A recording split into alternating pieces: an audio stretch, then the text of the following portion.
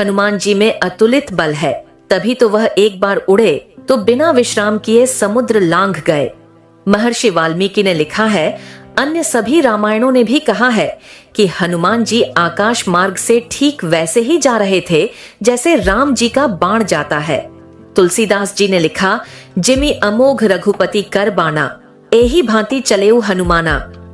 अमोघ उसे कहते हैं जो असफल नहीं होता है। जैसे राम जी के बाण धनुष से निकल गए तो लक्ष्य तक पहुंचकर ही मानेंगे। राम जी का बाण कभी रुकता नहीं है, वैसे ही हनुमान जी रुक नहीं। उनसे बार बार कहा गया कि आराम करके जाओ, थक गए हो, थोड़ा जलपान कर लो। तब हनुमान जी ने कहा कि मैं राम जी की सेवा के लिए जा रहा हूँ। राम काज कीन्हे बिनु मोहे, कहाँ विश्राम। कई लोग इसका अर्थ लगाते हैं कि राम काज में विश्राम की जरूरत नहीं पड़ती है। वास्तव में राम काज करने से ही विश्राम मिलता है। अभी हम सभी लोगों को विश्राम नहीं मिल पा रहा है क्योंकि हम अपने पेट के लिए काम कर रहे हैं। अपने परिवार, अपनी पार्टी, जाति, अपने भोग के लिए ही हम काम करते हैं। जो ईश्वर के लिए काम करेगा, सेवा करेगा, उसे परम विश्राम की प्राप्ति होगी।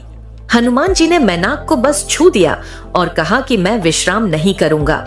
सीखिए कि हनुमान जी में कितनी क्षमता है। ऐसे लोग रास्ते में मिलते गए जो बाधक अवरोधक थे, जो चाहते थे कि हनुमान जी को उलझा देना है। आज हमारे जीवन में सामने आने वाली बाधाएं तो कुछ भी नहीं है।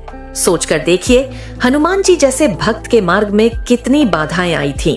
जो मिलता है वही हनुमान जी को निगल जाना चाहता है और वह सबसे बचते हुए आगे बढ़ते हैं। आवश्यक होने पर बाधक बनने वालों का उपचार भी करते हैं। लंकिनी ने भी रोकने की कोशिश की, कहा कि मैं तुम्हें खा जाऊंगी। उसे हनुमान जी ने मारा एक मुक्का, वह गिर पड़ी, उसके मुंह से रक्त बहने लगा। हनुमान जी बड़े विद्वान हैं, व्यवहार कुशल हैं। क्या और किसको बोलना है, यह भी हनुमान जी को ठीक से आता है। कैसे किसी को प्रभावित करना और कहाँ लड़ना, प्रहार करना है, सब हनुमान जी को आता है। किसी ने पूछा कि हनुमान जी अतुलित बल के धाम कैसे हो गए? अरे, उनका शरीर भी तो देखो, जो गोलगप्पा खाकर नहीं बना है। मानो कोई सोने का पहाड़ हो और उसकी मोहक कांति हो, वैसा हनुमान जी का शरीर है। ऐसा शरीर कुछ भी खा लेने से नहीं बनेगा। आज लोगों के एक एक क्विंटल के शरीर हैं, पर बल नहीं है। ऐसे ही निर्बल शरीर की सेवा करने में लोग जुटे रहते हैं और जीवन बीत जाता है।